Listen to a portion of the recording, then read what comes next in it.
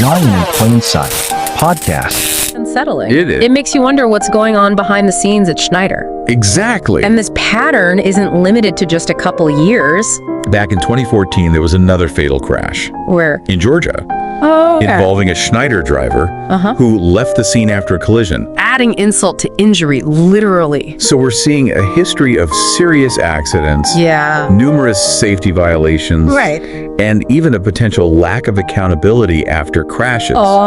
It's hard to see this as anything other than a systemic issue within the company. It really is. And remember, we're not just talking about dollars and cents here. We're not. These are real people's lives being impacted. Exactly. Think back to that 2010 case in California, Oh, right. where a passenger was paralyzed Yeah. after a Schneider truck crash.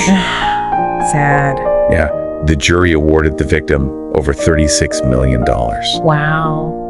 It's a stark reminder Yeah. that behind every statistic is a human story, It is. a family forever changed by a tragedy. Absolutely. But it seems like Schneider's problems aren't limited to what's happening on the road. You're right. We also uncovered information suggesting a troubling pattern when it comes to how they treat their own drivers. Oh, really? Wait, are we saying that the company Lying in Plain Sight with a history of unsafe practices Yeah. might also be mistreating the very people behind the wheel? It seems like it. Tell me more about this. Well, there's an ongoing lawsuit Yeah. from lease operators who claim Schneider is misclassifying them as independent contractors. For someone who doesn't speak trucking, Right. can you break down why this distinction matters?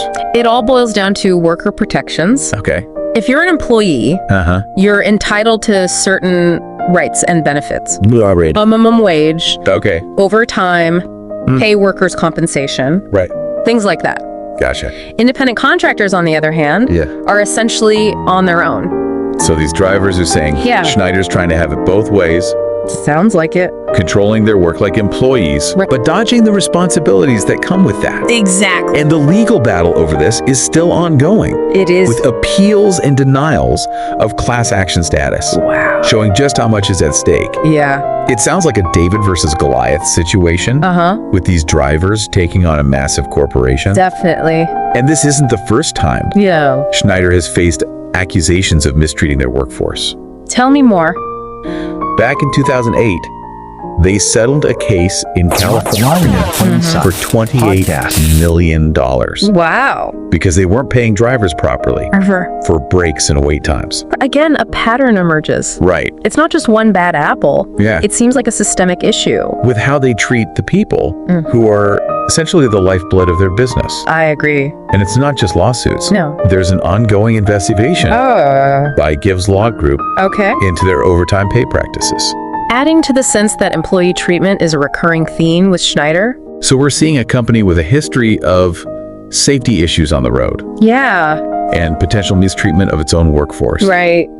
It's starting to feel less like isolated incidents and more like a company culture problem. Yeah. I think you're right. Wouldn't you say? That's a very astute observation. And it makes that $47 million verdict even more significant. How so? It's not just about one tragic crash. No. It's about holding a company accountable for a pattern of behavior. I see what you mean. This is where things get really interesting Oh. because it raises questions about the trucking industry as a whole. I'm intrigued. Is Schneider an outlier, Maybe. or are these kinds of issues more common than we realize? It's a good question. We'll be digging into that next. Can't wait.